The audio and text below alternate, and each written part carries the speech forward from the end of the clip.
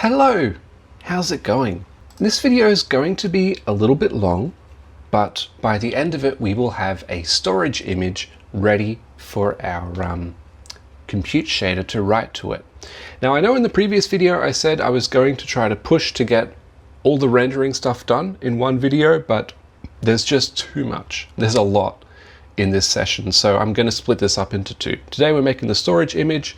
In the next video we will be hooking everything together and getting the stuff rendering.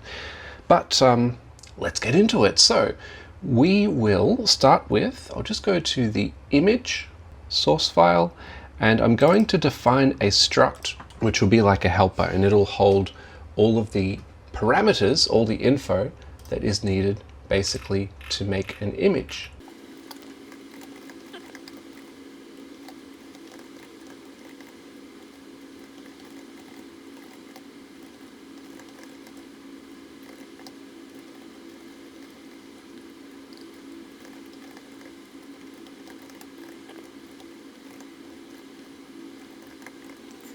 Okay, so with that struct defined, I'll then make a function to create an image. Now this is going to be a little interesting because I'm not using the standard Vulkan method for creating images. I'm using the Vulkan memory allocator. Go ahead and include that. Now the interesting thing here is the Vulkan memory allocator has its own functions for creating images, and rather than having a function which just returns a single image, I'm going to have a function which creates an image and allocates memory for it in one go. So I'm going to take in an allocator along with all of those parameters, and then I'll have the image parameter, and this will be a reference because we're going to populate it, and then I'll also have what's called the Vulkan memory allocation. And similar to the vertex buffer stuff, this will hold the backing memory for the image resource. Okay, so with that set up, we can then go over to the source file and actually start writing this function. Okay, so a good bit of fun here. I'm going to populate the image create info.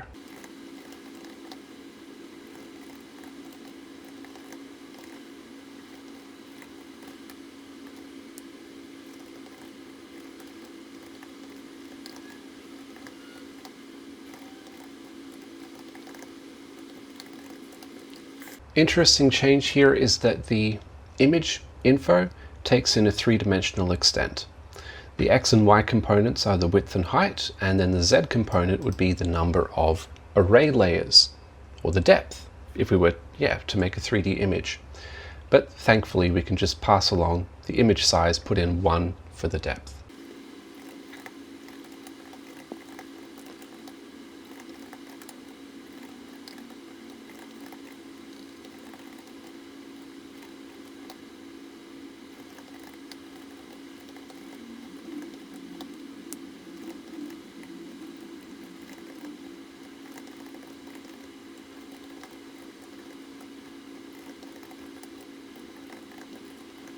Okay, so as you'd be, well, first up, that was fun, wasn't it? But as you'd be familiar with from previous videos, when we use Vulkan memory allocator, it expects C-style API. So I'm going to make some temporary variables which are in the C style, if that makes sense.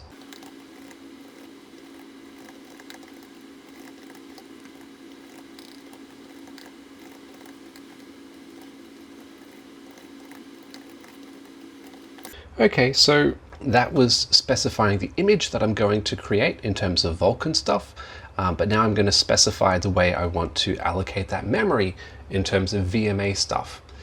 And not much has to happen here. I'm just going to set the flags. First up, I'm going to use, best fit memory allocation.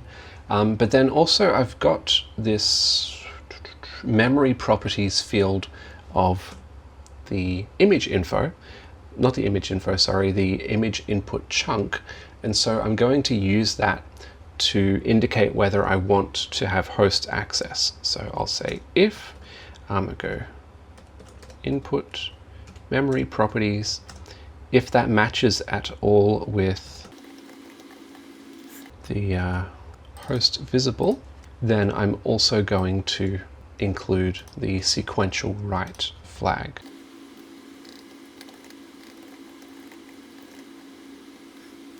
And that will allocate host writable memory. But otherwise, I'm just going to use the auto usage, and that will signal to VMA to suss things out for itself. I actually found when I did this that all of my swap chain frames are actually being allocated to the same heap, which is good. But anyway, so now I'm going to have this VMA info, and I know there's a lot of very similar, ooh, that's not good. A lot of very similar names here, but this will be populated with the result of that image creation operation.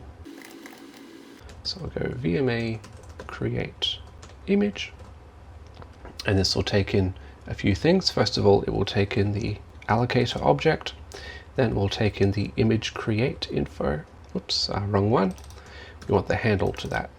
Then we'll take in the allocation info, the image handle, which will be populated with the created image, and then the allocation, which will store the VMA allocation, and then finally the allocation info, which will be populated with the properties of the thing.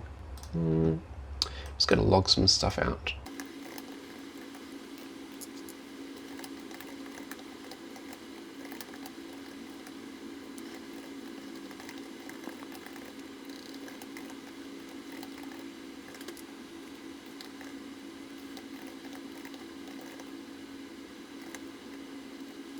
Okay, so just as before with the mesh buffer, vertex buffer object, I'm going to set the label and print it out just to verify that everything was made correctly.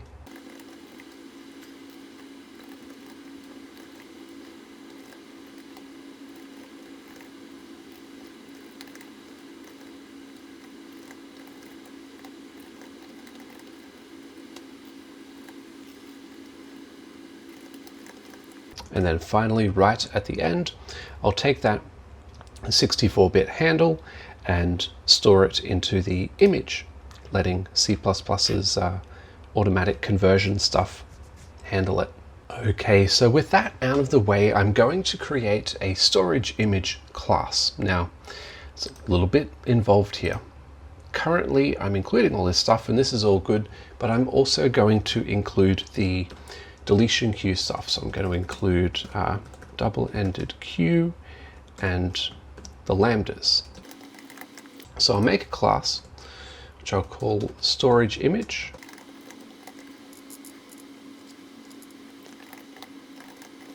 Now the constructor here is going to take a number of arguments.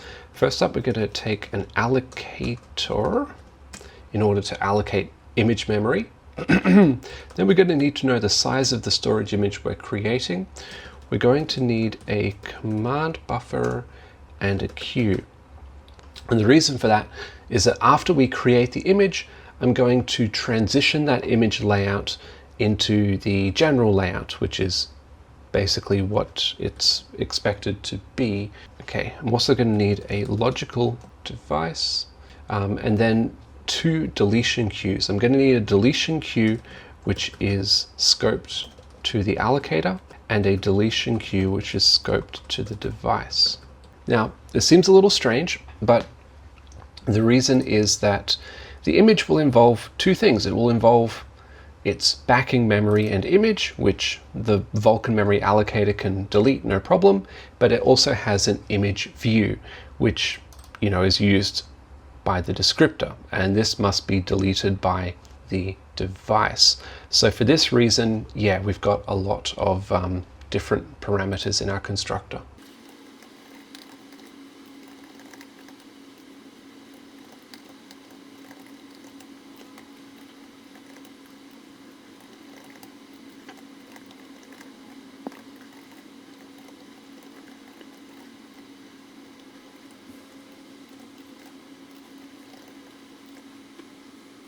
The storage image is also going to have a number of fields.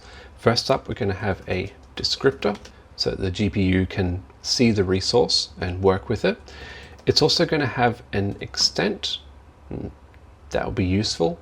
And it's also going to have an image resource, the Vulkan memory allocation, the backing memory, and it's going to have a view, which is used by the descriptor to reference the object.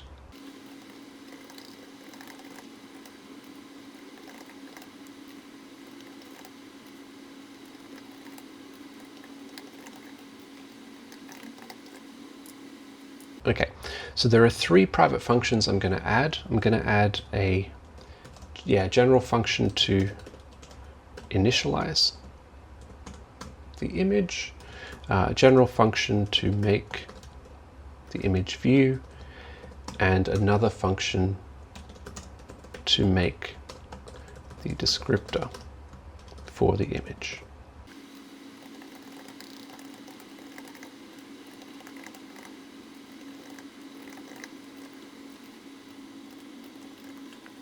Okay, let's head over now and implement these functions.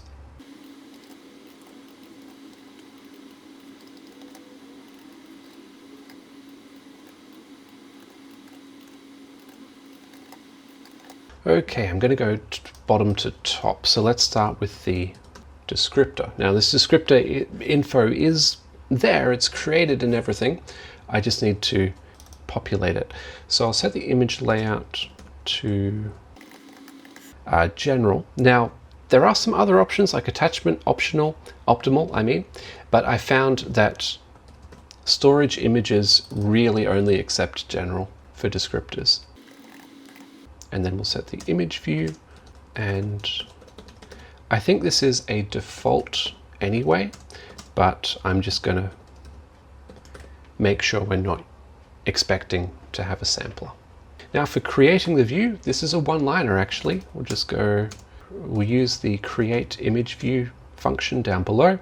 So we'll put in the logical device, the image, and then the format.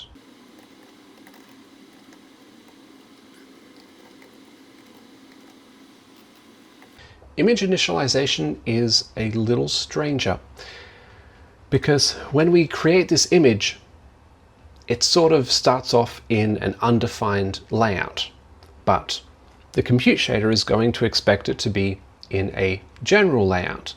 What we could do is every frame, when we're recording the command buffer, we could record an image transition to get it from undefined into general, but we could also just do that once at image creation. And that's sort of what I'm doing here. Yeah.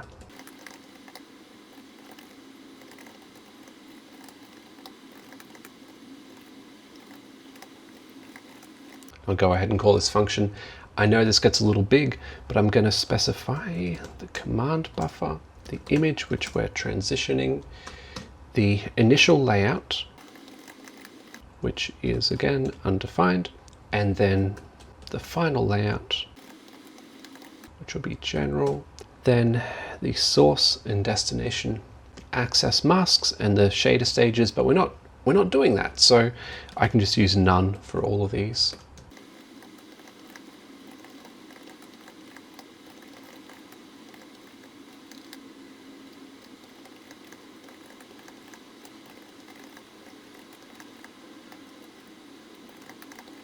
And that's it. So then I'll, submit that transition job, and then I'll go ahead and call the other functions for initialization.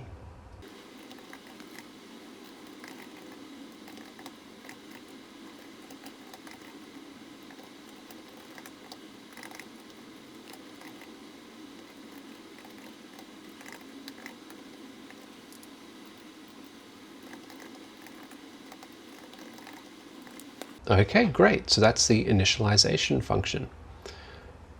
Let's sort of leave that for now. And now the big one. So the first thing I'll do is I'll set up that image input chunk for the image creation.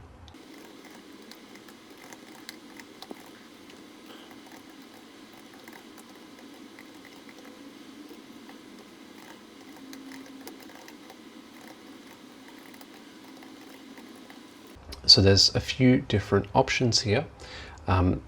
What happens is images can be ordered in a specific way which makes them faster for the GPU to work with.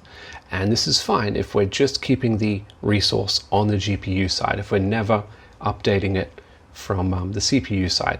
If we're updating it from the CPU side, we'd use linear tiling, but this is a storage image, so I'm just going to go optimal.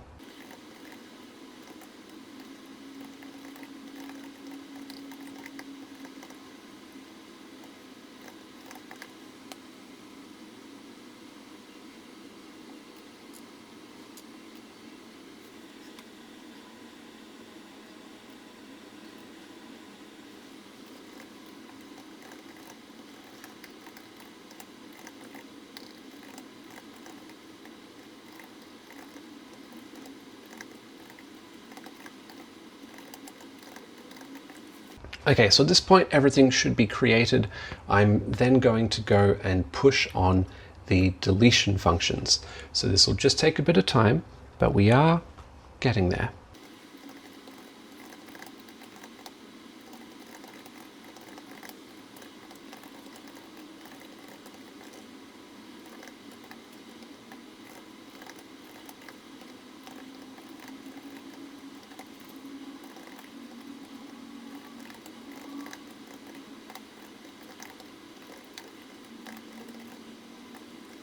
So one interesting thing here is I'm using the this pointer in my capture list, and that's so that I have access to memory. I just found that it didn't work. So if I do this instead, it fails, but this doesn't. So that's what's going on there, I guess.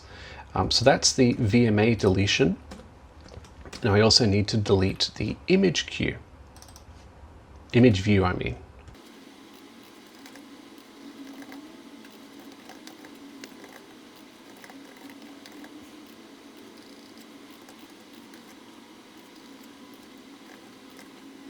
Okay, so that is it for the storage image class.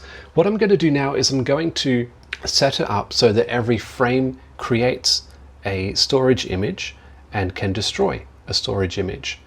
I toyed around with the idea of integrating this with swap chain recreation, but I figured this video would get long and yeah, just wanted to keep it short and sweet. So for now, we'll just do that.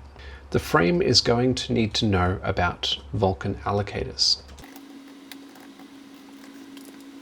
Its initializer is going to take a number of extra parameters. So we've got the swap chain, that's fine, shader, the dynamic loader, the command buffer. I think we're also going to need a queue in order to create the image. Got that deletion queue, that's fine. Descriptor set, pipeline layout. And then I'm also going to take in a memory allocator. I'm also going to add another function which is for freeing resources. This sets it up so that the frame can, free its own resources. And I'm also going to save the device. Actually, let me just quickly check. No, I'll leave it like this for now. Okay, so in addition to all of this, I'm going to store my memory allocator should I need it in future. I'm also going to have a storage image.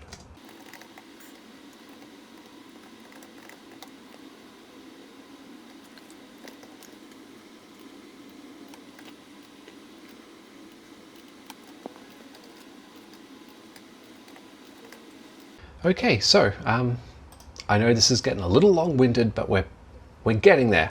So let's have a look at the frame constructor. So first up, we'll just have to make sure that we're taking in the same parameters. And then I'm going to need to initialize the allocator and queue.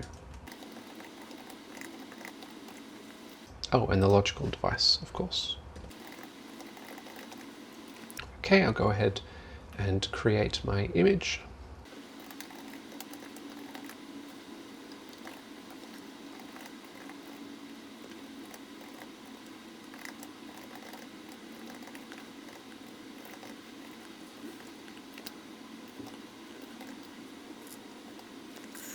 Great, so I'll leave the rest of that for now, and then I'll have a look at the free resource function.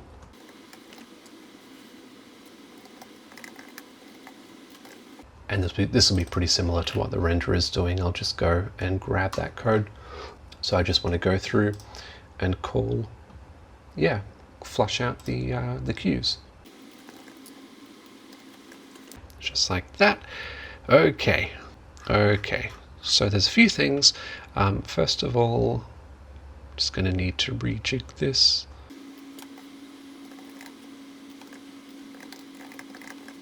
Okay, and then in the cleanup function, I will go ahead and clean up both the frames. Okay, great. I think that's fine. Let's give it a go. That's very interesting. Access violation reading location. Okay, let me see if I can quickly troubleshoot this. Right, I forgot the usage for the image. Okay, totally fine, no worries. Let me just put this in. That will be, a storage image. Okay, looks good. We've created our program with no errors apart from that weird, SPIR-V error. Now, like I was saying, very interesting. Both of these storage images have been created, and they have both been created within the same allocation, which I think is very cool. Now, if I go ahead and close this, we can see that the storage image and image views have been successfully destroyed for both frames. And like I said, we could make this a little longer and go into swap chain recreation, but frankly, I don't feel like doing that right now. I'm just going to put my flag in the sand and say, there we have a useful storage image class. So I hope you enjoyed that. I know it wasn't the most riveting, but in the next video, I'm going to take all these bits and I'm going to hook them together, and I'm going to do some rendering, and hopefully it will be cool. Hope to see you there. All the best. Bye. Hey, so I was about to edit this video, but then I remembered I've got new Patreon supporters. So really big thank you to all of my channel supporters. If you would like to support me, it's just $2.50 a month. But if you'd like to give more, I won't say no. So without further ado, a really big thank you to Antonin Carrette, Dankyo Foles, Declan, Endelon Studios, Catania, Gary Deschênes, Jean Valsvilla, Lane Duhit, Mathieu Derick, and Moim. Thank you so much, my dudes. Making high quality videos takes time, and I guess it takes even less time when I go on random tangents and deep dives, but thank you so much. It really does mean a lot. I know I just complained about a Mandarin Americano, but having that little extra bit to buy coffee, it really does make a difference. I'm looking so tired at the moment. Okay. But thank you, really, truly. It means a lot. I hope things are going well, and have a good one. Bye.